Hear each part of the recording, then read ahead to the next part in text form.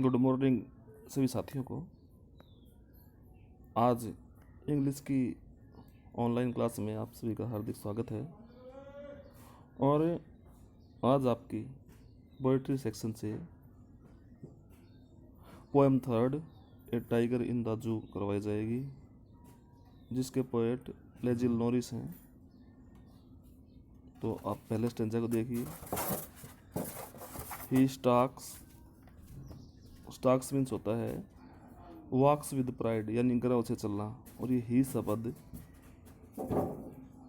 एक टाइगर के लिए प्रयोग किया गया है। In his vivid strip, vivid means clear, यानी कि जो स्पष्ट होता है। स्ट्रिप्स का मतलब धारियाँ। The few steps of his cage, वह अपने पिंजरे में कुछ पग भरता है। On pads of velvet quiet, velvet होता है जो नरम कपड़ा होता है, उसको कहते हैं। यानी कि जो उसके सोल है, यानी कि जो तलवा है, वह बिल्कुल मखमली कपड़े की तरह है।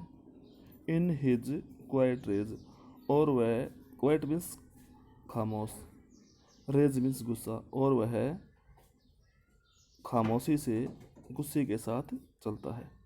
एक टाइगर के बारे में बता रखा है जो कि एक चिड़ियाघर के पिंजरे में बंद है।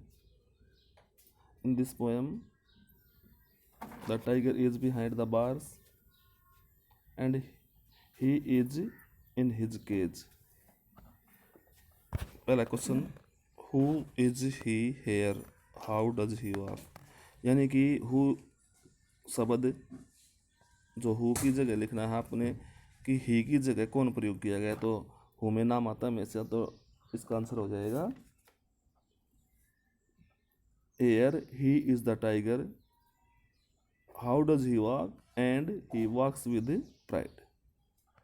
Second question, what emotion does he show. Emotion का मतलब भावना होती है, यानी कि किस प्रकार का अपनी धारणा दर्शाता है वो। तो आ जाएगा he shows anger. Question number C, what does pads of velvet mean. यानी कि वेवलेट का क्या अर्थ होता है, मैंने आपको बताया था। मखमल और पैड्स का मतलब जो सॉफ्ट तलवा होता है उसको बोलते हैं। तो pads of velvet means this animals soft soles. Fourth question आपको करने की जरूरत नहीं है, पोएम और पोएट का नाम बताना है। Question number 5, which rhyme words are present in the stanza. यानी कि इस स्टेंजा में कौन कौन से रिहीमिंग वर्ड्स हैं। तो रिहीमिंग वर्ड्स का मैंने आपको बताया था। जैसे रिहीमिंग वर्ड्स केज और रेज दो ही हैं, क्योंकि स्ट्रिप्स और क्वाइट तो अलग अलग डिफरेंट हो गए। उसकी रिहीम स्कीम नहीं बतानी है, केवल रिहीम वर्ड्स बताने हैं, वो केज और रेज है। तो ये क्वेश्चन आपके हो गए हैं। इसके पश्चात आप सेकेंड स्टेंजा को देखिए। He should be lurking in Shadow. जो स्टेंजा 2 है वो दिखा रखा है यदि वह अपने नेचुरल हैबिटेट में हो, यानी कि जंगल में यदि रहता हो तो क्या करेगा वो।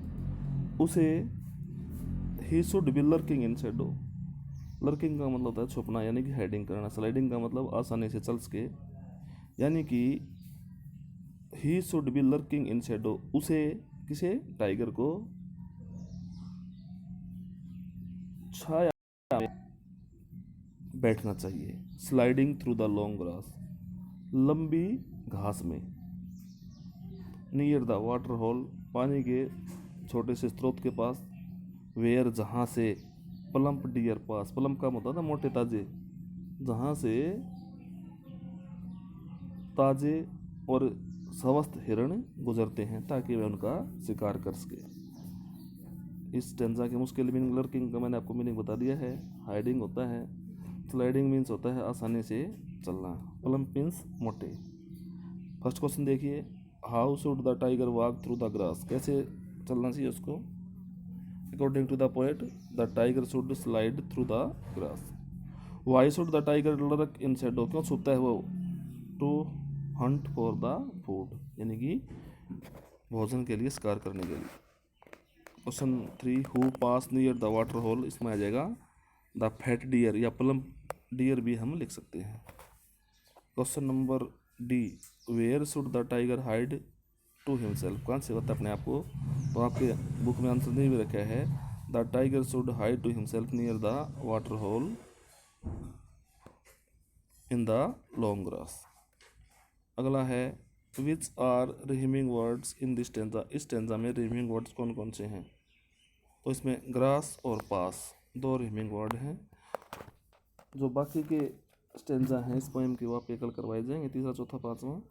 आज का आपका होमवर्क यह रहेगा कि जो दो स्टेंजा करवाए गए हैं इनका घर पे रिवीजन आपको करना है। धन्यवाद।